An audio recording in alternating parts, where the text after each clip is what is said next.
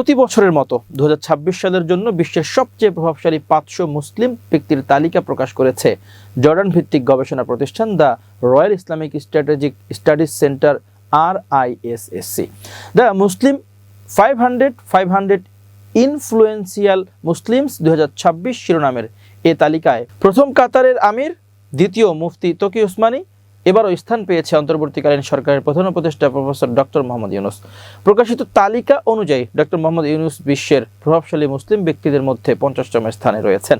তালিকায় তাকে বাংলাদেশের অন্তর্বর্তীকালীন প্রধানমন্ত্রী হিসেবে উল্লেখ করা হয়েছে। প্রতিবেদনে বলা হয়েছে, এবছরের তালিকার শীর্ষে রয়েছেন কাতারের আমির Sheikh Tamim bin Hamad Al Thani, দ্বিতীয় স্থানে আছেন পাকিস্তানের প্রখ্যাত মুফতি ও Islamic scholar Sheikh Mohammad Taqi Usmani এবং তৃতীয় স্থানে রয়েছেন ইয়েমেনি সুফি আলেম শেখ হাবিব ওমর বিন হাফিজ।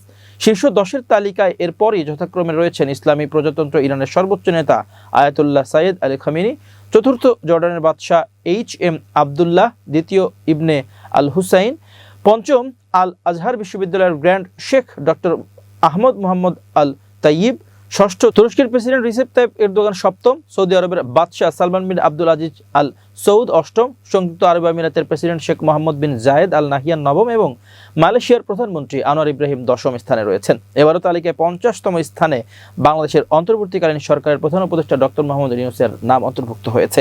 গত বছর তিনি ওই তালিকায় 50তম অবস্থানে ছিলেন। ধর্মীয় চিন্তাভাবনা এবং রাজনৈতিক নেতৃত্ব থেকে শুরু করে শিল্প ও সংস্কৃতি পর্যন্ত বিভিন্ন ক্ষেত্রে গভীরভাবে অবদান রেখেছেন এবং নিজ দেশে ও দেশের বাইরে মুসলমান সম্প্রদায়কে উল্লেখযোগ্যভাবে প্রভাবিত করে যাচ্ছেন এমন ব্যক্তিরা the Muslim 500 the world's most influential Muslims শিরোনামের এই তালিকায় স্থান পান। যুক্তরাষ্ট্রের জর্জ টাউন ইউনিভার্সিটিতে Prince Al Waleed bin Talal Centre for Muslim Christian Understanding এর সহযোগিতায় এবছরের তালিকাটি প্রস্তুত করা হয়েছে। ছাত্র জনতার অভ্যুত্থানে শেখ হাসিনা সরকারের পতনের পর বাংলাদেশের অন্তর্বর্তী সরকারের প্রধান উপদেষ্টার দায়িত্ব গ্রহণ করেন শান্তিতে নোবেলজয়ী অধ্যাপক ডক্টর ইউনূস।